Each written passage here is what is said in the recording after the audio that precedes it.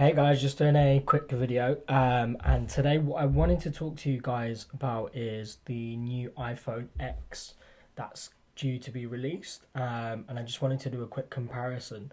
So those of you who would have seen a few of my older videos know I previously had the Samsung S7 Edge.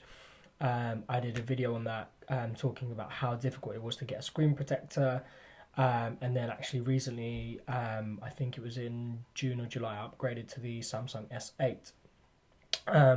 So I suppose when the iPhone X comes out, the biggest competitor would probably be the Samsung S8 or the Galaxy Note, or actually the Google Pixel 2 is due for release at some point as well. So I quickly wanted to go through the specs and try and do a quick comparison between some phones. So I suppose if we start off with the iPhone X, so the iPhone X is 7.7 millimeters versus the Galaxy, which is 6.6 millimeters. iPhone X is IP67 rated versus the Galaxy, which is IP68 rated. You've got the iPhone X camera at 12 megapixels, and which is a 2160p camera. You've got the Galaxy camera at 16 megapixels, which is a 2160 camera. Display wise, it's 1125 versus 1440, and then you've got the 64 gig storage versus 64 gig storage, but which is also expandable. You've got Super AMOLED screens on both.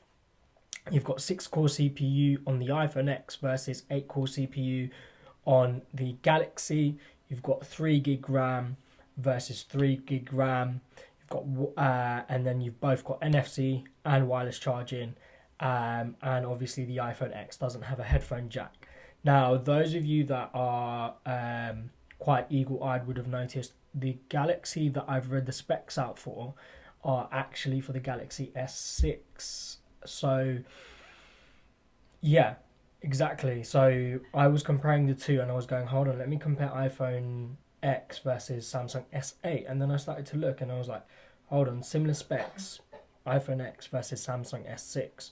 So now if we compare iPhone X versus Samsung S8 and see what the difference is. So iPhone X again, 5.8 inch AMOLED Retina display. And you've got the 5.8 inch Super AMOLED on the Samsung S8. You've got a 458 ppi screen quality versus a 570 ppi. Both obviously run on the Gorilla Glass 5. Processor wise, again, it's an A11 Bionic processor versus a Qualcomm Snapdragon 835 processor. The Samsung one runs at 2.35 gigahertz, but I couldn't actually find the clocking speed or the running speed on the iPhone X or the i11 Bionic chip. If you guys know, do let me know in the comments below. RAM, you've got 3 gig of RAM again on the iPhone X versus 4 gig.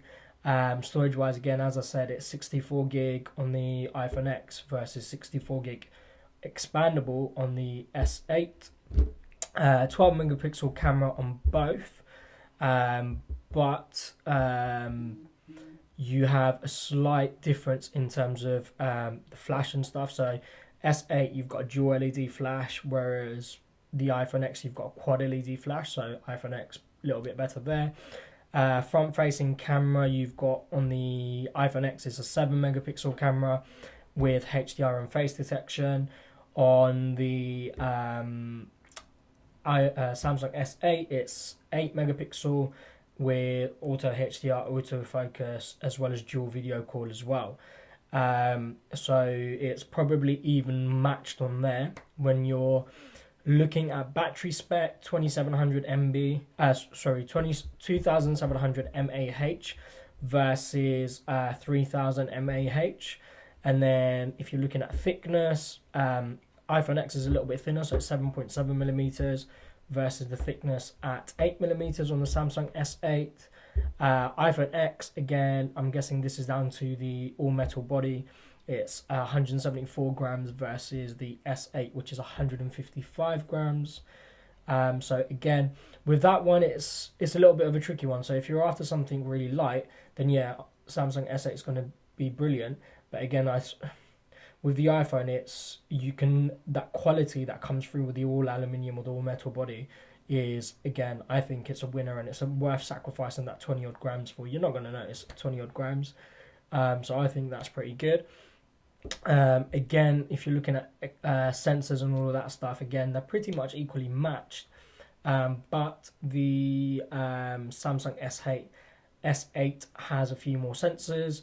And finally, obviously, iPhone X runs iOS 11 versus Android 7.0. Nougat, I think, is the most latest one. So actually, overall, if you're looking at spec by spec, the Samsung S8 wins it in terms of you've got a slightly better RAM. Processor wise, it's probably going to be a little bit better. Again, I can't comment because I'm not entirely sure what the processor is running on the A11 Bionic chips, but I suspect the Samsung's going to be a little bit better. Battery life, again, we know how sucky the iPhone batteries are, so the fact that you've got a 3000 mAh battery on the S8 means it's going to be running a little bit better as well. The final thing that made me think twice about iPhone versus Samsung was iPhone X is due to retail for about £1,100 in the UK. Samsung S8 currently retails for, give or take, about 500 to 550, I think. So we're talking about half the price. Now, what annoys me most about iPhone is actually, I'm not an iPhone basher. I generally tend to go for whichever phone's really good at the moment. I've gone from iPhone to Android to iPhone to Android. I happily switch between the two. iPhone definitely works much better on my Mac. That's 100% guaranteed. The iOS is always a little bit more easier and simple to use. But then with obviously Samsung, you've got the restriction and you're free to do whatever you want to do because it's an Android operating system. So they're the, really quick sum up between the two.